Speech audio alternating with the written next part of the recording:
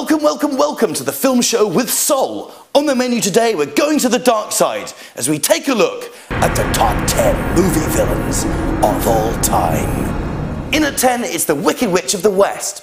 Although she made her film debut as Mumba the Witch in the 1910 silent film The Wonderful Wizard of Oz, the character's breakthrough came in the 1939 picture The Wizard of Oz.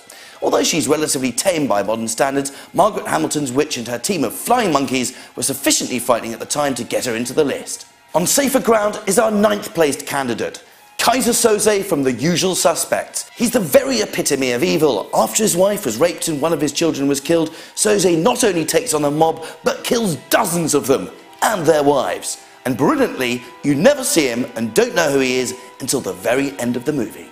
At 8, it's Annie Wilkes, star of Stephen King's Misery. Well, I say a star, she's actually a psycho. In the movie, author Paul Sheldon has a car accident and Wilkes, played by Kathy Bates, nurses him to health. So far, so good, but when Paul decided to kill off Wilkes' favourite fictional character, she goes mental. She drugs him and uses a sledgehammer on his ankles. Bad nursey. Chomping its way into 7th place is Carcharodon carcharius, the great white shark.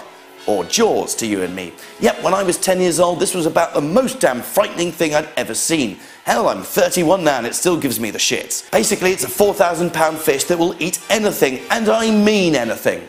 Not only that, but it brings the entire of Amity Island to a standstill. The shark's basically like a massive picket line with teeth. In at 6, it's Freddy Krueger. Burnt to death after he murdered young children, Freddy comes back to kill more children while they sleep. Who's a naughty boy? I think we know. Armed with a glove with massive knives, he's able to slice and dice his victims as easily as cutting through butter.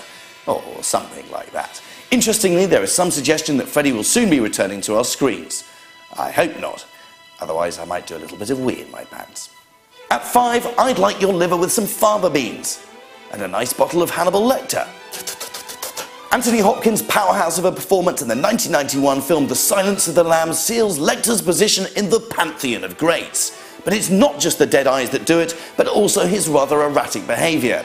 He has no problems, for example, with eating people's livers, faces, and spectacularly Ray Liotta's brain in Hannibal. No, Lecter, that is wrong.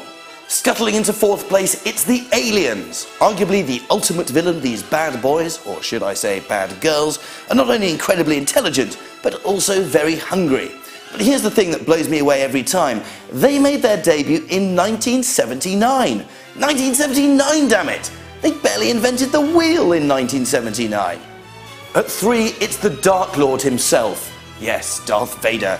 He's got everything going for him in the stakes of villainy. He's massively tall, he's got a big black suit, and he talks like a man who's had his trachea removed courtesy of a massive cigarette addiction.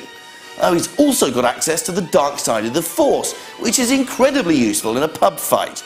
He'd be right there in the top slot, save for the fact that he ultimately redeems himself. Bless. In 2nd place, it's Heath Ledger's Joker from The Dark Knight. Although his performance will always be overshadowed by his untimely departure, Ledger nevertheless produces a masterful account of a comic book nutter, or in Ledger's words, a psychopathic, mass-murdering, schizophrenic clown with zero empathy. Not one for the children's parties. And finally, time for our winner. It's Jamie Buffalo Bill Gum from The Silence of the Lambs. Now, before you choke yourself to death on your cornflakes, let me put forward my argument. Jamie Gum has one desire: to turn himself into a woman using skin cultivated from plump young ladies. Not only that, but he keeps said young ladies in a hole in his backyard. He then orders them to put skin lotion on, or he'll hose them with cold water. And if that wasn't bad enough, he likes looking at himself in the mirror with his willy tucked in between his legs. Dirty, naughty, bad pervert. Goodbye.